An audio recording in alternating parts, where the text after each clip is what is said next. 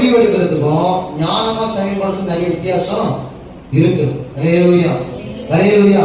ஞானமா செயல்படுறவங்க பொறுமையா இருப்பாங்க. அது போய் பயம் நம்ம நினைச்சுக்கவே கூட. பொறுமையா போகிறது பயம் கிடையாது. ஹல்லேலூயா. அவங்க கர்த்தருக்கு காத்திருக்கிறாங்கன்னு அர்த்தம். கர்த்தருடைய வேலைக்காக வெயிட் பண்றாங்கன்னு அர்த்தம். கர்த்தர் சொல்ற நேரத்துக்காக அவங்க செய்ய ஆயத்தமா இருக்கிறாங்க. கர்த்தர் சொல்லணும்னு காத்துட்டு இருக்கிறாங்கன்னு அர்த்தம். நாம அதை விட்டுட்டு என்ன பண்றோம்னா அது பயம் என்று நாம் நினைக்கிறோம். அப்ப நம்ம மாம்சத்தை நிறைய பேசுறோம். நம்ம மாம்சத்தை நிறைய இருக்கிறது நம்முடைய பாவங்களை நம்மளால விட முடியும். எனக்குள்ள மாம்சம் பெருகி போயிட்டே இருந்தால்தான் பாவம் விட முடியாம நான் பாவின்னு சொல்றதை தவிர மறந்துட மாட்டோம். பேதுரு மாதிரி இருக்கும். ஆண்டவரை நீங்க நோக்கி போயிடுங்க, நான் பாவியான மனுஷன், நீங்க போயிடுங்க ஆண்டவரை.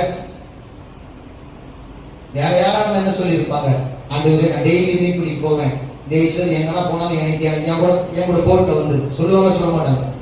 இவர் வந்தா என்கிட்ட அற்புதம் நடக்குதுன்னு போது அவர் என்ன பண்ணுவாங்க,